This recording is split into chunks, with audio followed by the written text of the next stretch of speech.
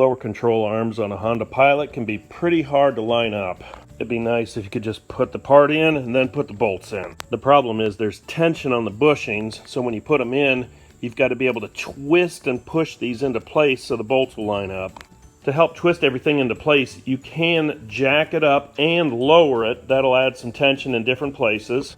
Moving the steering wheel back and forth can also add tension in different ways. Using a Porta-Power can also be handy for this. We use the hydraulic cylinder to push everything into place. Here we can see the bolt goes in on the bottom, but it won't line up at the top.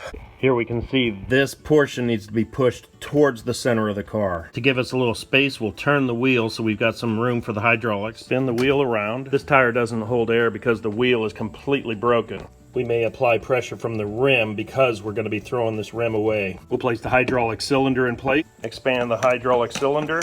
We'll pump it until it adjusts into the bushing. I'll adjust the bottom with a crowbar. Place the bolt in so we don't lose the alignment on the bottom. Now I can feel tension on the bolt, and we'll keep moving the piston in. We'll move it till it lines up. We'll just keep pumping it in. Things are starting to line up, so we'll give the bolt a tap. Now we can adjust it until we catch the threads, which we just did. We'll tighten it up until it's snug. We'll remove the hydraulic ram. Now we've got all 3 points completely secured in. That's how to twist one of these lower control arms back in place.